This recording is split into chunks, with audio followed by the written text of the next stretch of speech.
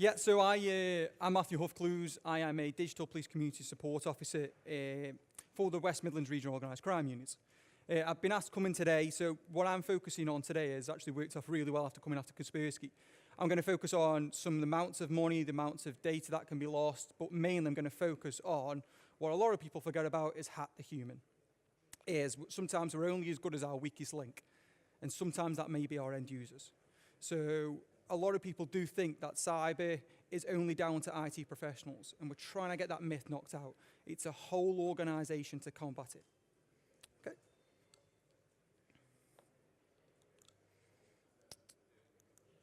Okay, so I do quite a lot of these talks, and I'm not really that much of a techie person. I'm more of an education person. I am learning a lot of the tech as we go along. But I normally get asked two things. One is a company that normally say they're too small or too small size to be targeted, or from an individual point of view, is 60 million people in the UK, why would it come and affect me? So the way of answering that is I normally use these two figures. So in 2018, 43% of businesses were breached, and that rises to 72% in large businesses. So unfortunately, if I was a business, I would look at it potentially will happen. So we must take that into account. We must prepare. If this happens, what do we do? Okay, if the fire alarm rings, we all know what to do. Okay, and we need to be that way in our businesses going forward. And then a figure back from 2016 suggests there was 6 million cyber and fraud offences in 2016. Okay, if we look at the figures, that results back to 50% of all crime in that year. So as Kaspersky have already said, we do need to look at it will happen. Okay, so it's what we can do to try and mitigate those risks. So it hasn't particularly worked out too well on this slide, but yeah, I'm going to look at again. So what I'm looking at is how it affects a UK business. So in 2018, these were some of the figures. So the average breach cost was only about £8,000. Okay, that's the amount of loss. That's not disruption. That's not loss of business going forward. That is into any of those matters. That is just the amount that might have been taken from that company. 3/4 of businesses say that cybersecurity is a high priority, which is pretty good, to be fair. I was expecting to be a bit lower. The part that kind of hurts a bit is only 27% have a formal policy or policies in place. Okay, if we don't tell our staff what they should be doing, how do we expect them to get it right? Okay, only 20% of businesses have had internal or external training, and that's what I would really focus on. You might have the best systems in place, but if we aren't telling, again, people what phishing looks like, what to do, who to report it to, okay, that's what I'd really, really would focus on. Okay, you guys obviously might be to get the IT right, which is fantastic, but also, we're only as strong as our weakest link, and that's what I'd really, really would focus on, is helping the rest of the organisation to stay strong. 37% of those businesses used encryption, obviously, which is a horrendous figure. And I'm not here by any means to sell cyber insurance, but what hurts me on this figure is 41% of businesses do not consider themselves enough of a risk. Okay, and that's what I want to focus on, is one of the highest growing sectors over the last 12 months is the charity sector. Okay, which is absolutely horrendous, but unfortunately criminals will live off us. If they'll take money from a charity sector, think about yours. Your money is as good as anybody else's. Okay? So enough of a risk. You've got to understand that you will be at risk and what your risks are. That's what I would focus on. Okay, we're going to look at, this is back to 2017, but it basically suggests that 2.6 billion bits of information were taken in 2017. The National Cybersecurity Centre reported in 2018 that 1 billion people on the planet had their data taken. Okay, 1 in 7, something like that. 82 records every second. So what we've got to look at as well is our digital footprint. Okay, so when we're looking at things like targeted attacks, how much of our information is out there? Okay? Okay, I'm hoping this slide will work. Okay, it's not too bad.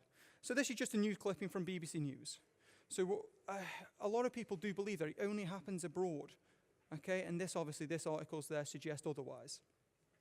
So majority of you will be aware of the 2015 hack of TalkTalk. Okay, that was committed by a 15 and an 18-year-old from Staffordshire in Tamworth. Okay, resulting in that attack was £77 million worth of damage and loss. Okay, and we still feel the effects of this today. Okay, so you'll all be aware of telephone calls or emails that come from this, and they're all led from 156,000 account information taken. So it's not just the amounts of loss, and you also look into things like reputational damage. That's huge in today's society. It's another form of currency, reputation is. Okay, now I'm hoping this video is going to work. Did everyone hear that? Yeah, Oh, hi, can I help? Hot chocolate. What's the name? Joelle. What was the name? Alex. Alex. There you go, Johnny. Cheers. If you like our Facebook page, we give you a free hot drink and a free pastry. We have a new like for Damien. We have a new like for Damien. Hey, Carl, are you standing by? Standing by. Hi there, can I help? Yeah, I just liked your Facebook page. Okay, I'll search Facebook I'm now. searching Google. Have a phone number. I've got his email address. Okay, Carly, are you ready for information on Damien? Yep, I am. Mother's maiden name is. He banks with. Hey, Carly, this is the girl coming in now with the blue scarf. What's her name? Nicholas. Nicola. His date of birth, 7th May. She lives at 38A. Just be a couple of seconds. 2 children, age 4 and 6. Previous address. She's got the postcode. Yep, got it. Damien, age 26 and a fitness instructor. How do you know what that? Where did he go to UCL? Martin who went to South Thames College, assistant psychologist at Great Ormond Street. How did you know? I don't understand. Huh? Pardon? You know I'm a Christian as well. Oh yeah, we know everything about you, Martin. Thank you. Nice to meet you, Anna from Russia.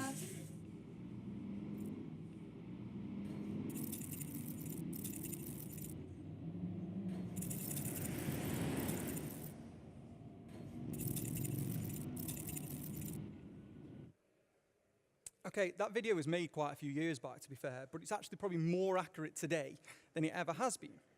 So that data is data the majority of the times that they've put out there. Okay, and then have shot them when people have read it or if people have seen that information.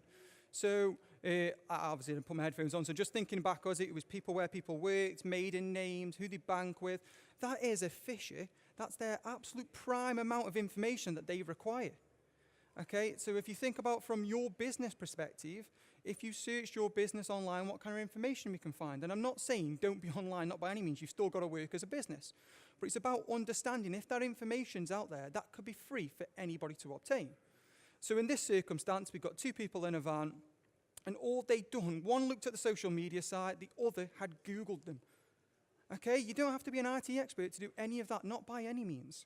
All they've then done is use that information in 3 to 4 minutes. So when we think about targeted attacks and we think about it could take people weeks and months, from the amount of information that is now stored online and information that we as individuals put out, that's where we can leave ourselves vulnerable. Okay, so when you think of your organization, you can also think of your staff. Okay, and what kind of information they put out there. So thinking back from a phishing point of view, there was a lady there who worked for Great Ormond Street. So if I was going to target them, it's not particularly hard to understand what kind of emails that they would want to see. They would want to see people who are wanting to make a donation.